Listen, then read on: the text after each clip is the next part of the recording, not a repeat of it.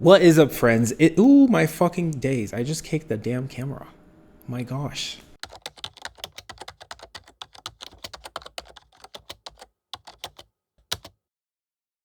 If you're new here, hello, welcome. To catch you up, I am from Lagos, Nigeria. I've lived a couple places, but my last stop was in the United States of America.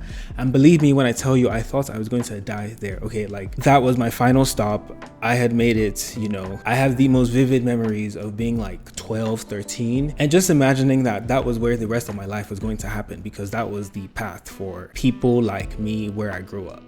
Go to college, get a job, blah, blah, blah.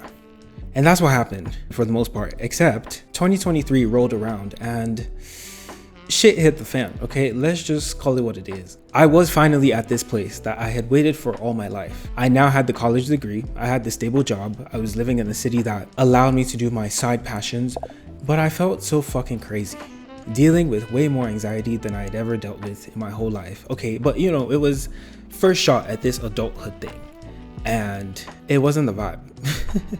So yeah, I decided to pack my bags and move over to Medellin, Colombia, where I'm speaking to you from, and hands down was the best decision I have ever made in my life.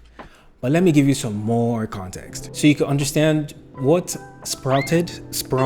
inspired, triggered the decision. I think that's the word I was kind of looking for. I was in this finance job in New York, very corporate, very Wall Street, very, those vibes.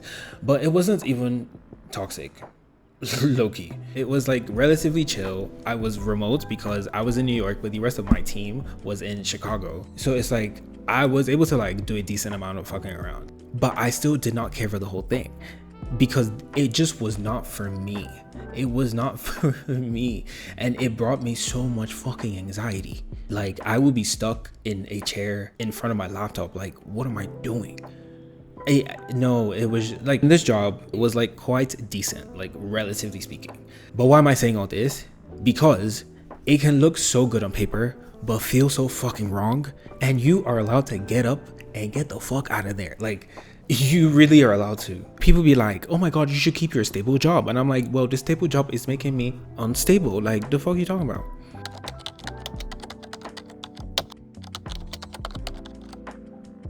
Like, I feel like I've been hustling since I was fucking 9 years old, bro. Like, in Nigeria, you have to write an exam to get into secondary school, like middle school, high school. Bro, since I was 9, I've been studying for exam. Then you pass the exam, you enter the school. Now you're trying to do inter-house sports. You want prefectship, you do the extracurricular because you want to enter university. And then, hello, some of you have not sat down in years. When last did you just sit down somewhere and just enjoy your life?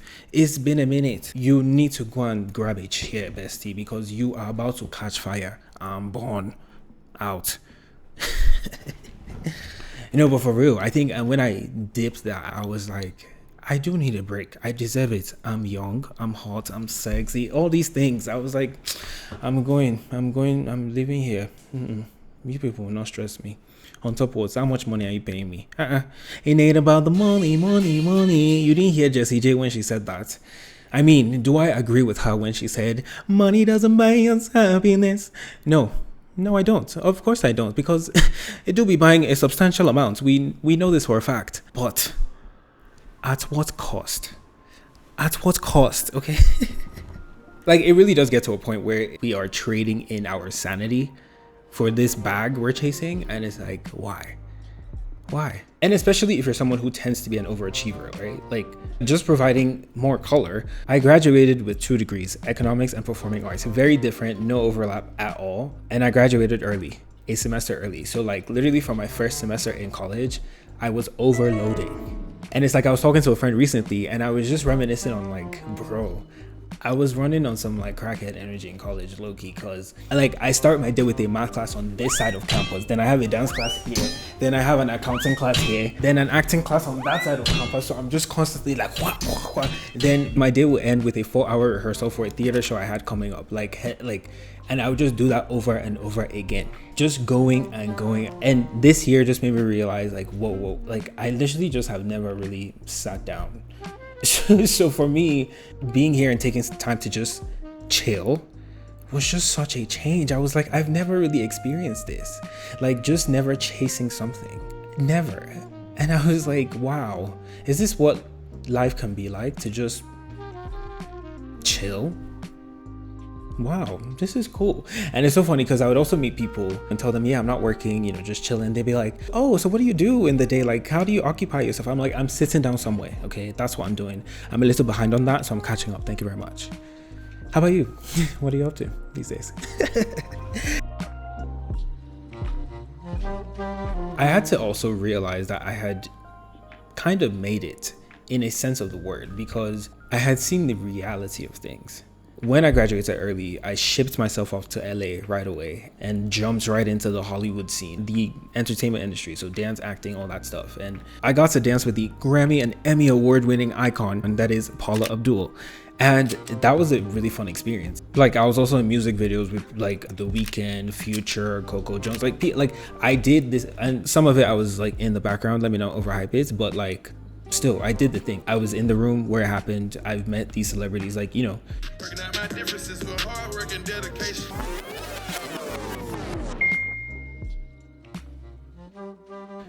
So I had to dip the fact that, yeah, you've done it. This is the life. And realize all the things I didn't fuck with about it. That, just the realities of things.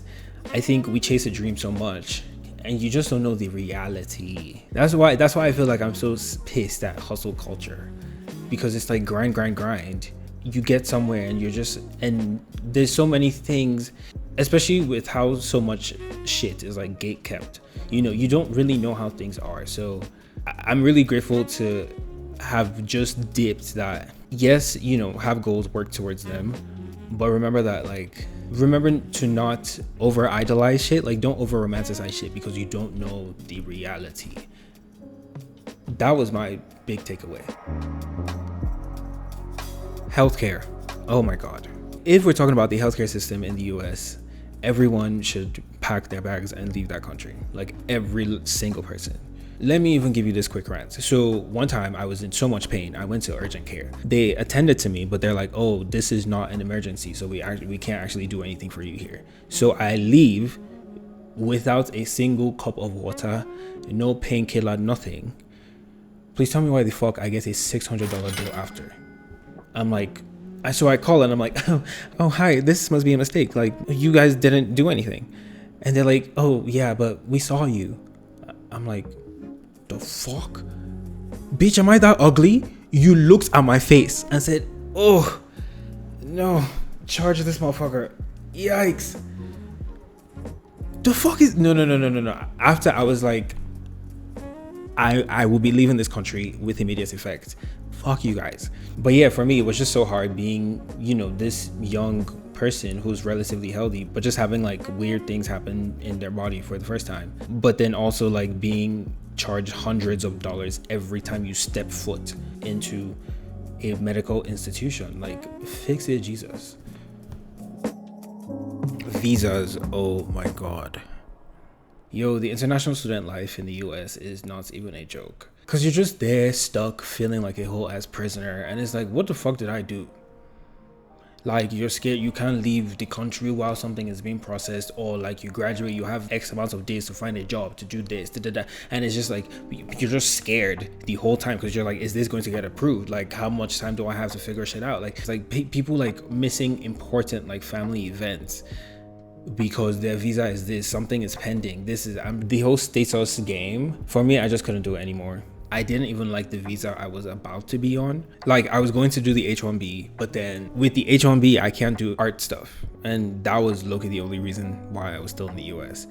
But then the art visa is the O1. But on the O1, I can't do like corporate stuff or just like more stable check stuff. I only have to do art stuff. And I was just like, bro, there's just like, why am I still in this place? Why am I still here? There's no fucking reason. Literally all roads led to the exit door. It was like, thank you for this chapter. It's been fun. It's been great. However, next.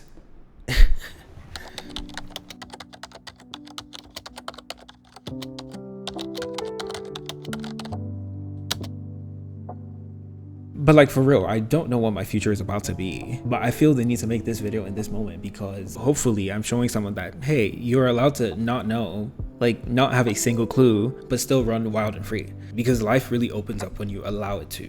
When you stop being scared, when you stop living in fear that what if this goes wrong, what if well, what if it fucking goes right? Okay, how about that? What if you get to have what you want? What if you get to take a chance on yourself? Why isn't that part of the options? Why? Tell me right now. 500 words. I'm waiting for the essay. It's due Monday. I hope I've been able to convince you, not confuse you, that if something is not feeling right, you're allowed to listen to your gut and do exactly as that says. Happiness is waiting for you. I am rooting for you so fucking heavy. You have no clue. We got this. I got this. You got this. You're hot. I'm hot. We're gonna be fine. Okay, please. Yeah.